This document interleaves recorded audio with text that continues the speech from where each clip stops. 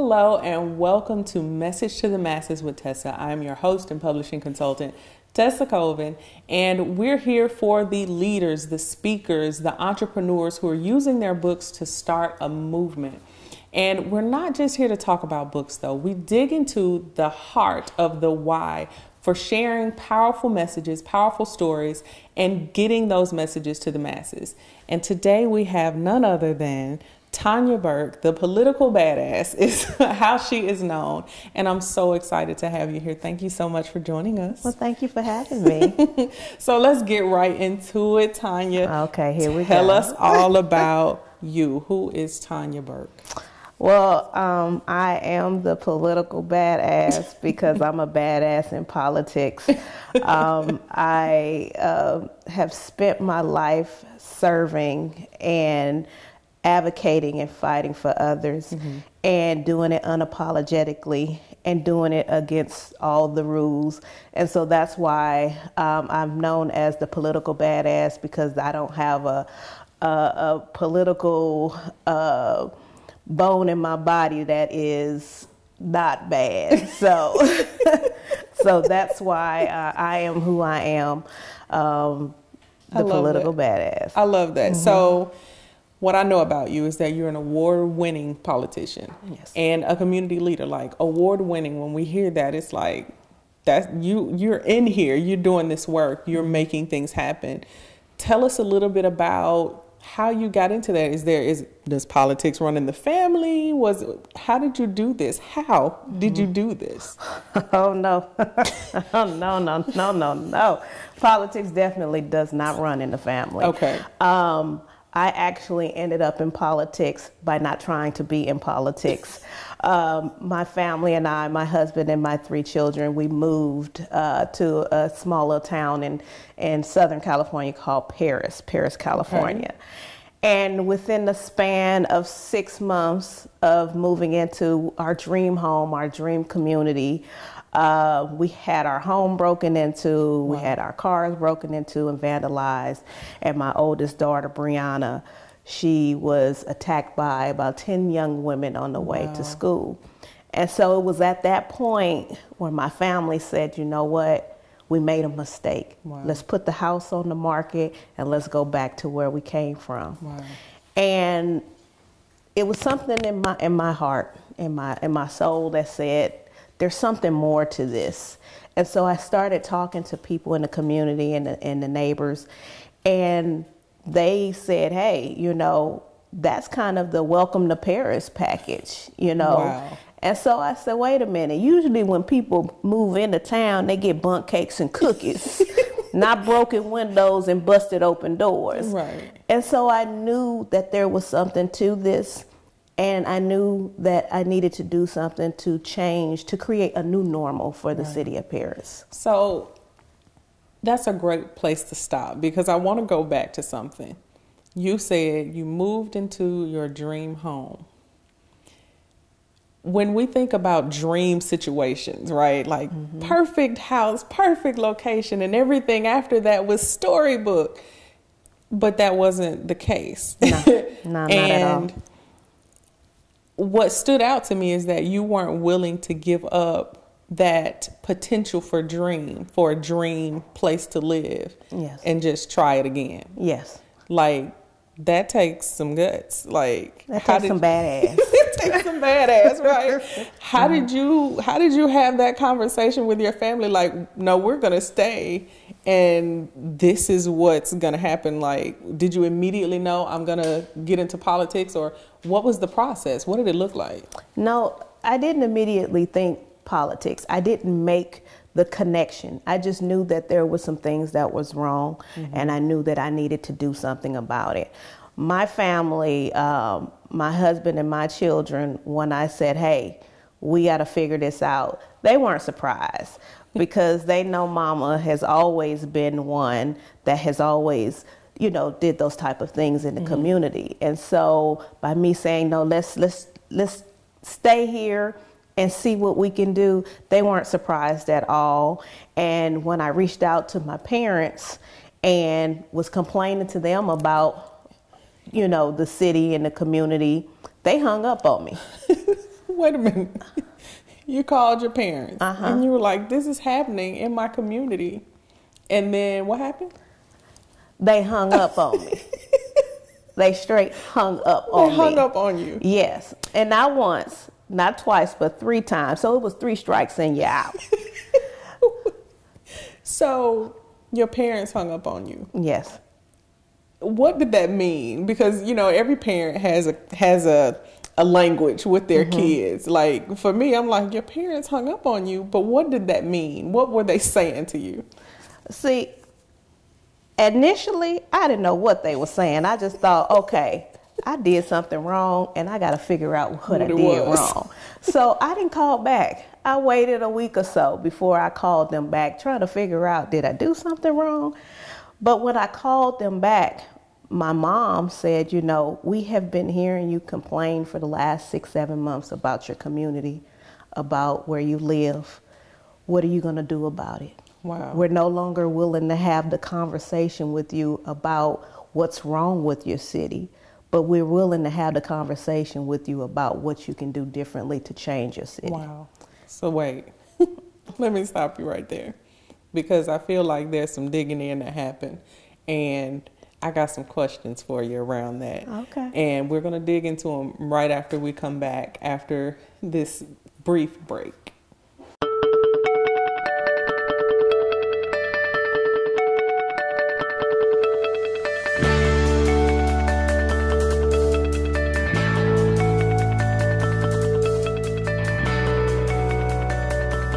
Welcome back to Message to the Masses with Tesa. So when we left off before the break, Tanya, the political badass, was telling us that she had been complaining for 6-7 months to her parents, and they hung up on her.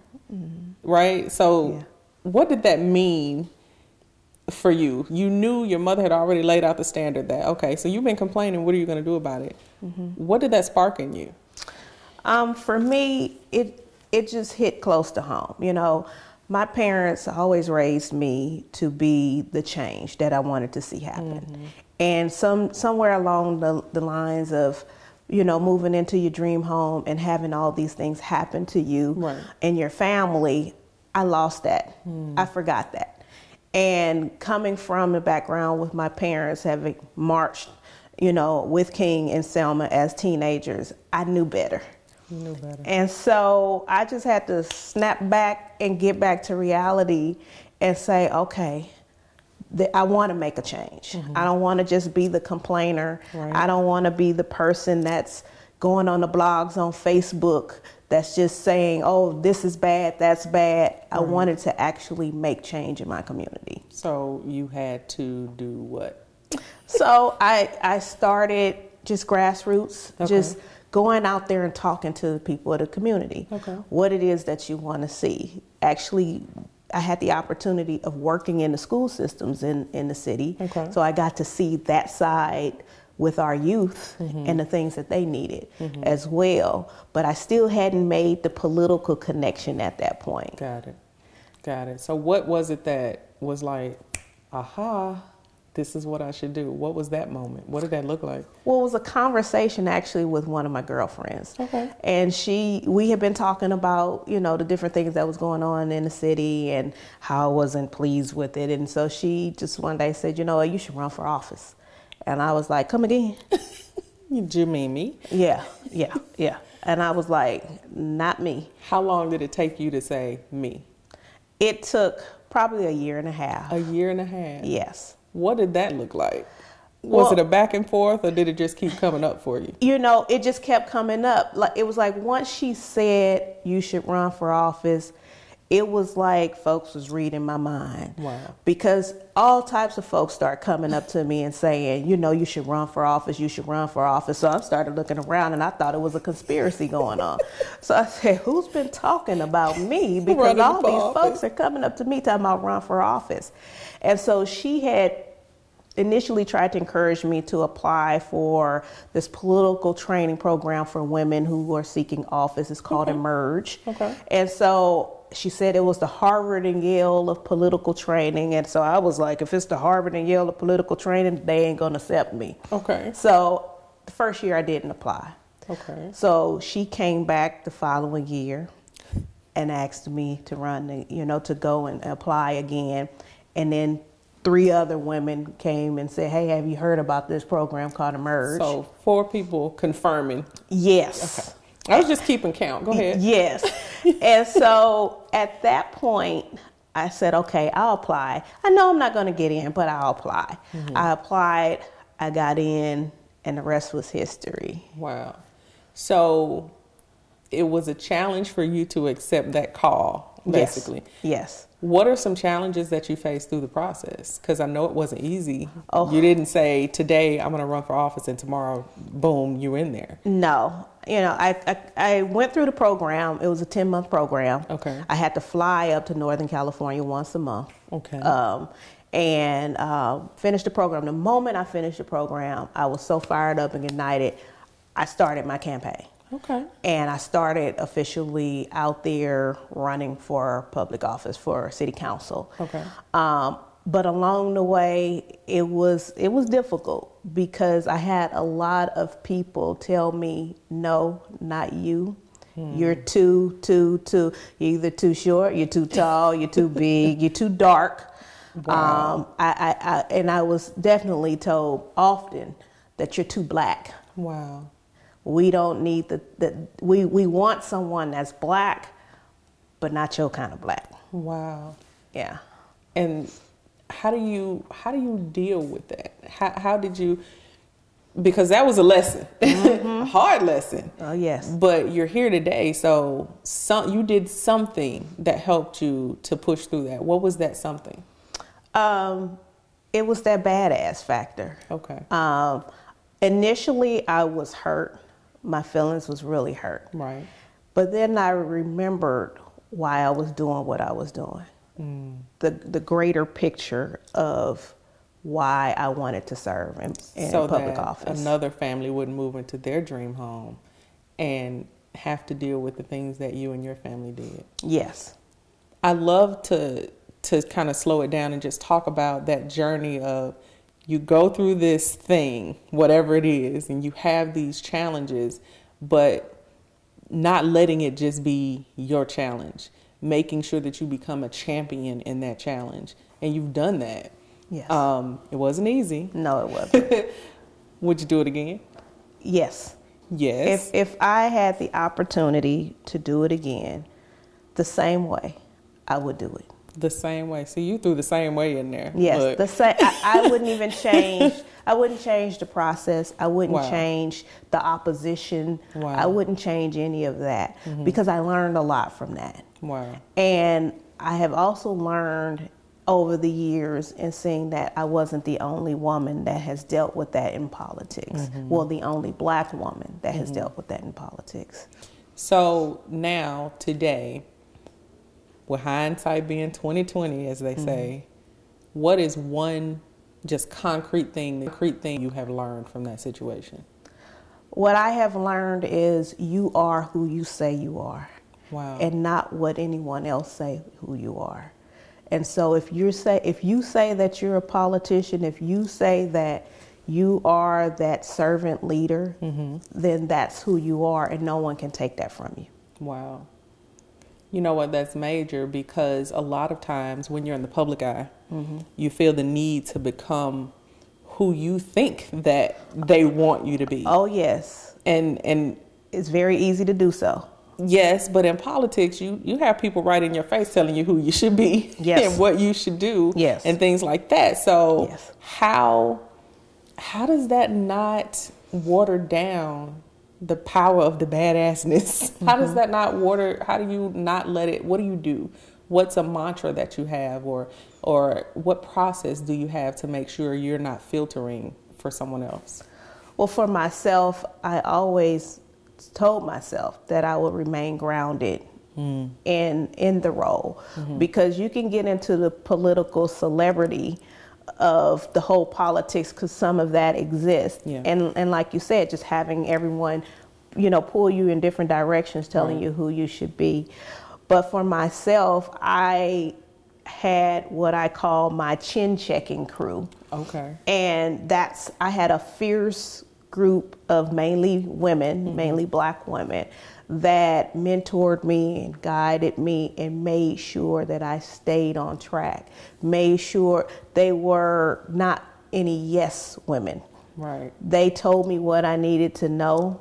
Right. And didn't spare my feelings in doing so. Okay. And so, for myself, because I had heard all the horror stories about being in politics and how that can change you. Right.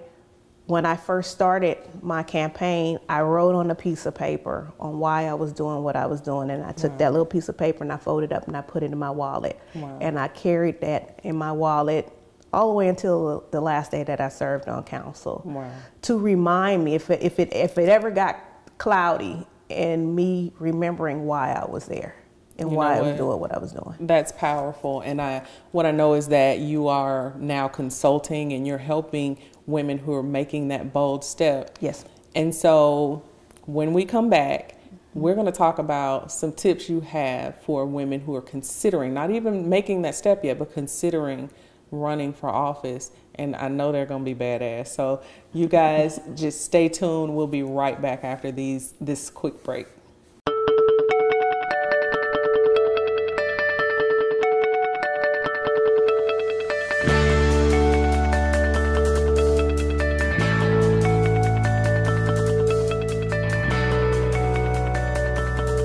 Welcome back to Message to the Masses with Tesa. We are here with Tanya Burke, political badass, and she is dropping some knowledge.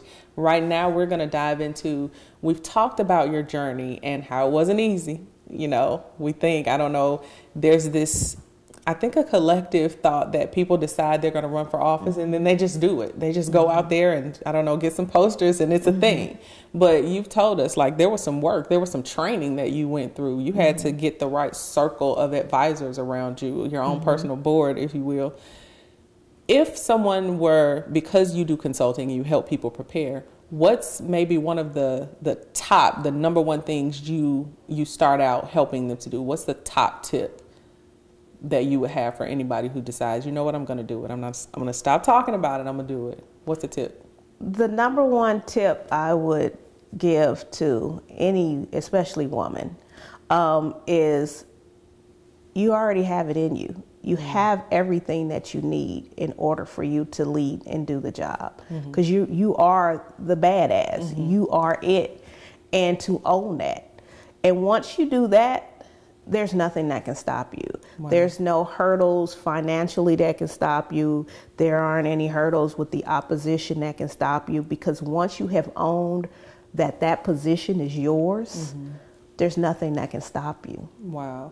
Is that something that the people that you work with, those women, is that something that they struggle with? They think they need some external thing? Yes. Like, what are some of the external things that you've had to say, you don't need that? Unfortunately, I hear often from these women that they feel that they need some man to come in and validate them. They need a higher up, I see. An endorsement from someone. Yes, to validate who they are and why they should be doing what they're doing. Wow. The finances scares a lot of women. And, you know, I teach women all types of tricks and tips on how, if you don't raise a lot of money, how you can still run a badass campaign and win. You know, I did not, raise buku bucks compared to a lot of my counterparts who I was running against. See, I was running against 2 incumbents and a host of hometown heroes. Right. And here I was, the only black woman, the black woman that, most folks didn't know, and who was told, oh no, not you, outraised some of these folks, but ultimately won and got the number 1 spot. Right. But I teach women that comes from the inside. It's a mindset. Right. It's not so much, because you can go and you can get all the political training in the world. Mm-hmm. And most political trainings focus on the campaign and not the candidate. They squeeze the candidate into the campaign.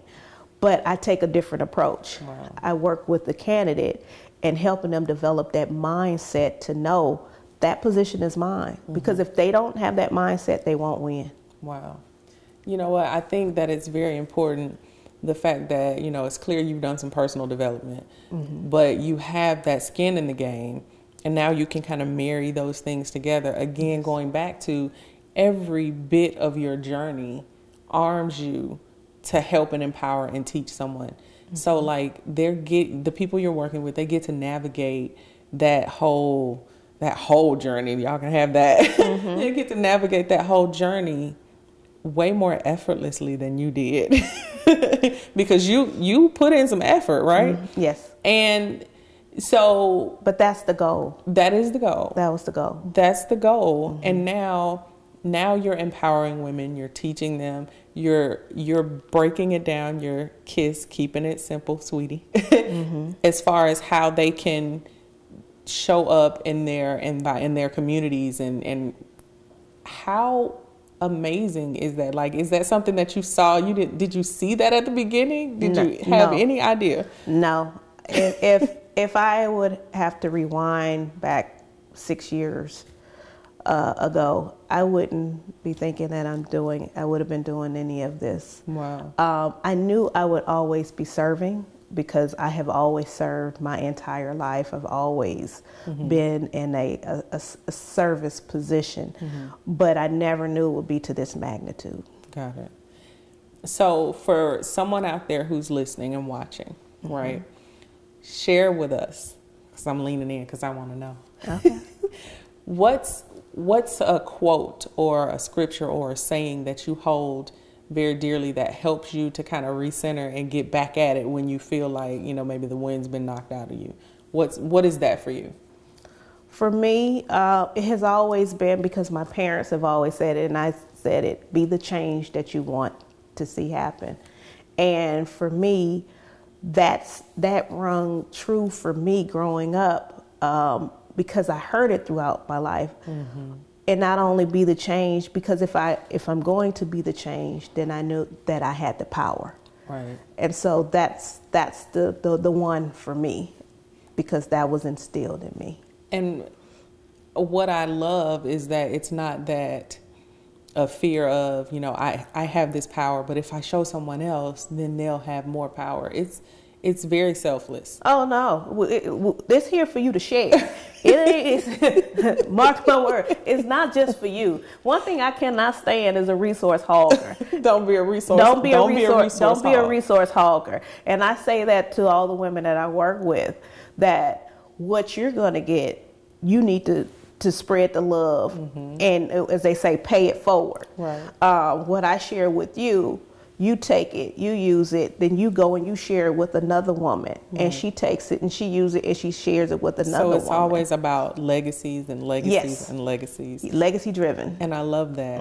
I so love that. That's very important, because being just a black woman in politics, or sometimes a woman period, there's always this myth, this idea that it's a competition. And so that is amazing. Great work that you're doing. It's scary work to me, but it's much needed. And so what's one word of encouragement you can give for that person that's sitting on the edge of their seats, like, she did that? What can you say to them that helped them get off the edge of their seats and make some action to get in office, lead in their community? What do you have for them? Just run. Just run. Run. Run, run, run, run. And I say it 5 times because they say it takes a minimum of 5 asks for a woman to even consider running for office, when a man never has to be asked at all. Wow. So just get up and run. Get up and run. So how can the viewers connect with you? Where can we find you?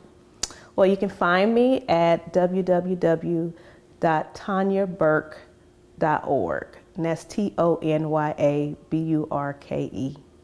All right. Well, thank you so much for joining us today and just Thank you for sharing about your having me. journey. I appreciate it so much. That's a journey that's anointed. That's not for me. but thank you, You so never much. know. No, I said the same thing, and look where I am. I'm not counting that as an ask. We're going to move on from that. But thank you so much. And I want to thank you, the viewers, for spending some time with us today. And remember, your skills, your experience, your story is fuel. Someone out there right now needs that information that you are holding on to so that they can build better businesses, so that they can run for office, so that they can have the career that they dream of and have the life that they dream of. And it starts when you get that book done. Until next time.